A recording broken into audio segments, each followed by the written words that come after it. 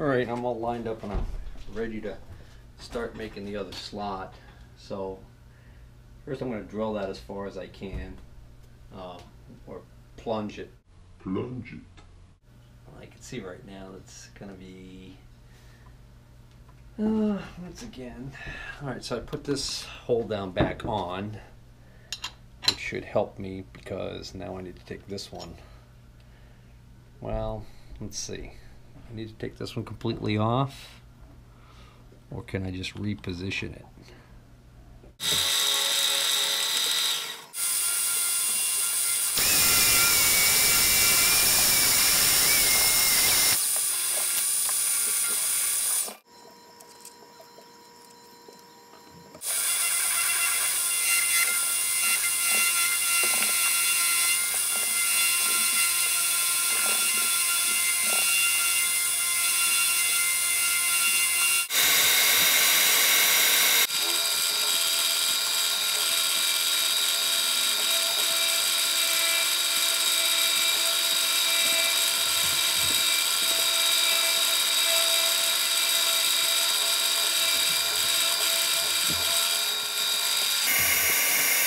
Alright, so my bracket's almost done.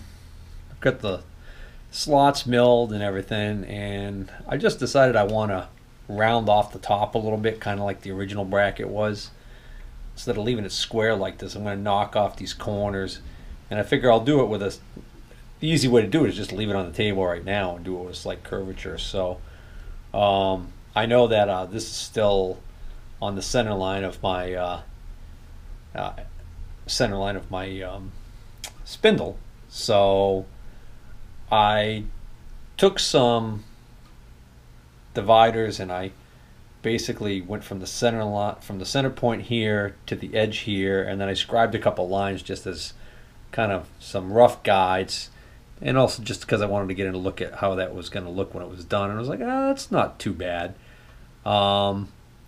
So all I have to do now is I'm going to unlock my axis, and I'm going to bring this over until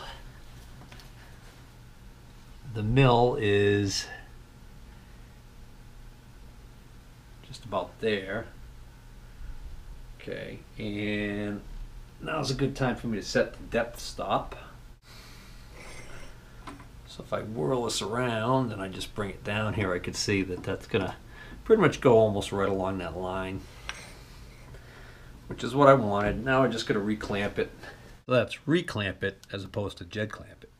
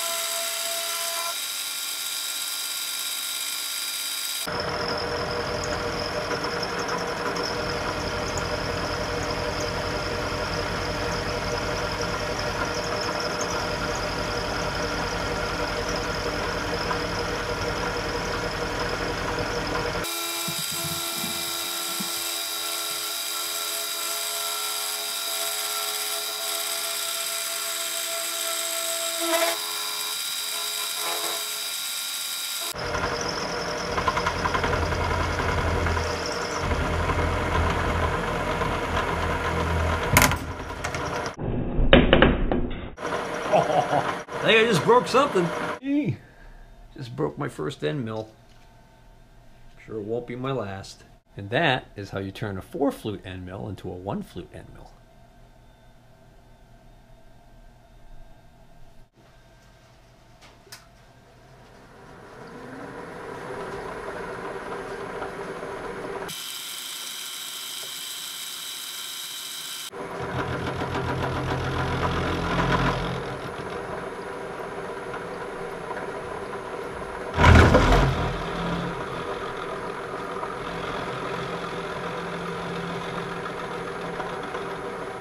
Oh, I turned the wrong knob.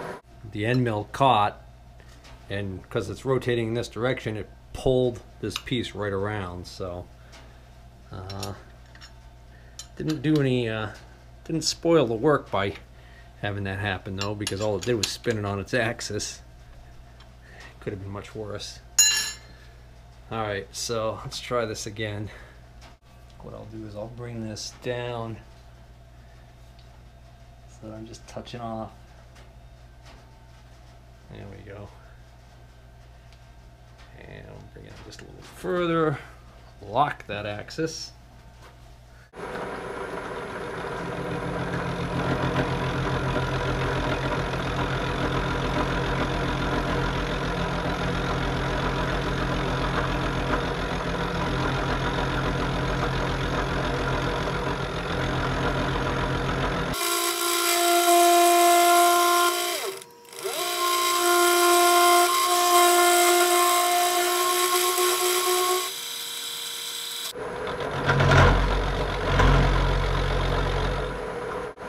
Can't climb mill while it's on the rotary table.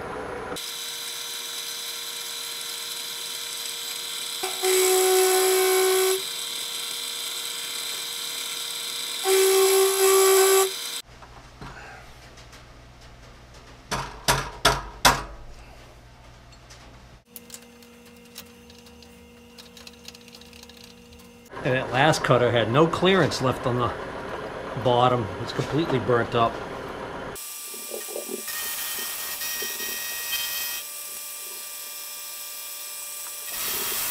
Alright guys, the battery died on the Hero, and I ended up deciding to just keep working because I didn't feel like running upstairs and getting another battery, and I wanted to try and get this done. So I was milling back and forth with a 4-flute high-speed steel cutter. I think it was a 1/2-inch cutter, and actually I don't remember what size it was. I'd show you. I wish I had the camera running because, you know, I don't like hiding my mistakes, so that's why I'm admitting to you guys now. I snapped that end mill. What ended up happening was I was going back and forth, and when I was coming back, I had set the depth of cut deeper, and I ended up shaving off this whole side over here quite a bit, and then I came back over here, and of course because I hadn't shaved this off, the end mill caught right here. There's a big burr now right there. See it? The end mill caught that with one tooth. You can actually see there's 2 marks here. Well, maybe you can't. See these big gouges right here? So it caught one, and then by the time the second tooth hit it in the fraction of a second, it dug in. This caused the table to rotate. Actually, not the table. The whole piece just turned like that and snapped that end mill right off at the collet. I didn't break the collet. I don't know where the end of the end mill went. Went flying. When I took the shank out. But needless to say, that kind of scared me. Yeah, that might have been a 5/8 end mill, because it's a 1/2-inch shank. Is what's left of the shank. You can see that crystalline looking structure in there, the hardened steel, high-speed steel. I went back and went through my end mills and realized, well, for this job, what I probably should have been using right along is a roughing end mill. So now I've got a 3/4-inch roughing end mill in there. So let's see what kind of trouble I can get into with that. So what I'm going to do is, again, because I don't want to try and climb mill with this, because what happens when I try and climb mill is the cutter grabs the piece and tries to rotate it into the cutter and snaps the damn thing. So I've got to keep in mind that I can't just do that. All right, so I'm going to spin this end mill. This is not carbide. It's a roughing end mill. I'm going to spin this at about 400 RPM, I think.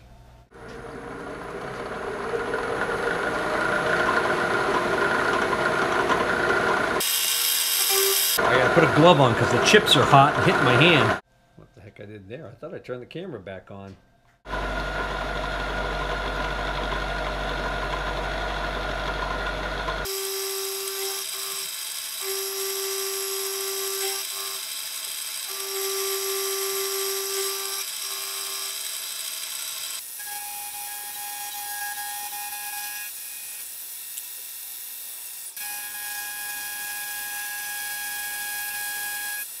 I'm gonna make one more pass and try and take out this little boo-boo I made.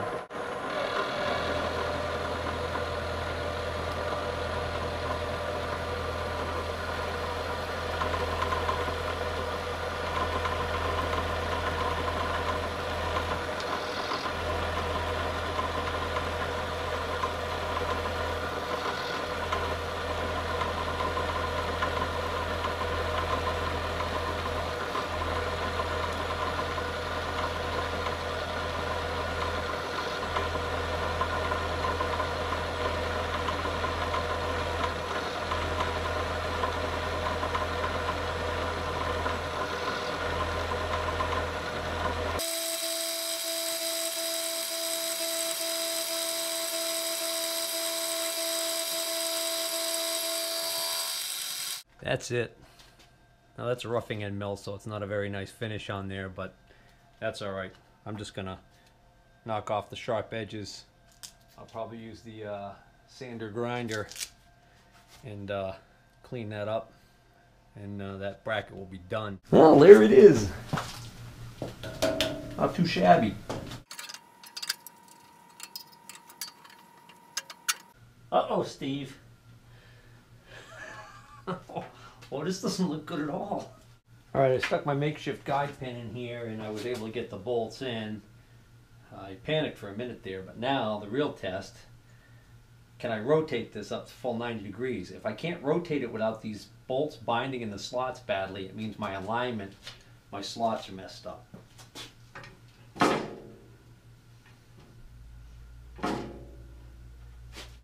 Oh, I got a clearance issue. This bolt right here is hitting right there. Oh, get a load of this. See it? I took that bolt out temporarily. I'm not even sure what that bolt's purpose is. Oh yeah, that'll work. Check it out, guys. I think this is actually gonna work. All right, I ordered the new bearings and they should be in beginning of next week. And then I should be able to hopefully wrap this up. Well, that's it for tonight.